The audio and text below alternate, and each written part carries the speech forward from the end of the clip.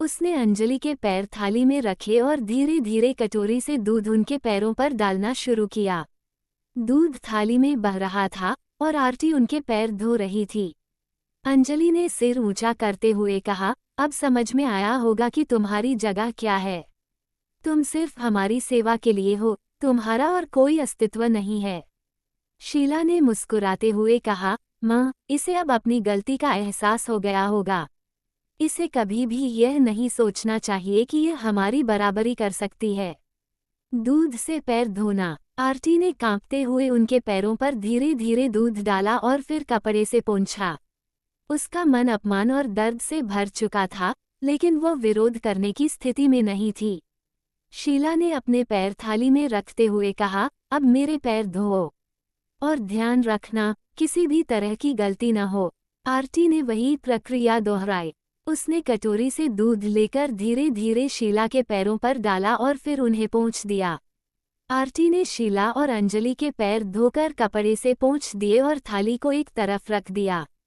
उसके चेहरे पर अपमान और दर्द साफ झलक रहा था। वह अपनी जगह पर घुटनों के बल बैठ गई, जैसे और किसी आदेश का इंतजार कर रही हो। शीला ने थाली की ओर इशारा करते हुए कहा, माँ, अब इस दूध का क्या करें? इसे फेंकना तो सही नहीं होगा। आखिर यह हमारे पैर धोने के लिए इस्तेमाल हुआ है। इसे फेंकना इसका अपमान होगा। अंजलि ने गंभीरता से सोचा और फिर मुस्कुराते हुए कहा, तुम सही कह रही हो, शीला। इसे फेंकना नहीं चाहिए, हमें इसका सही उपयोग करना चाहिए।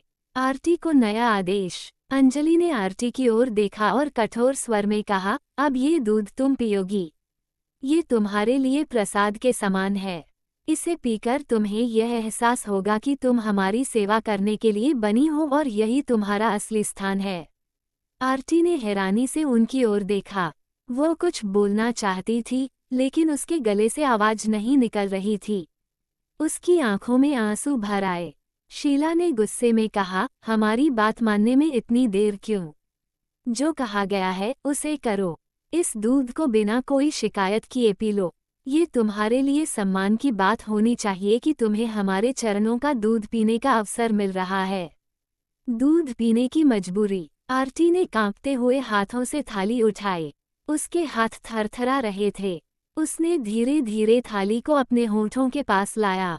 उसके मन में अपमान, दर्द और गुस्से का तूफान था, लेकिन उसने इसे दबा दिया।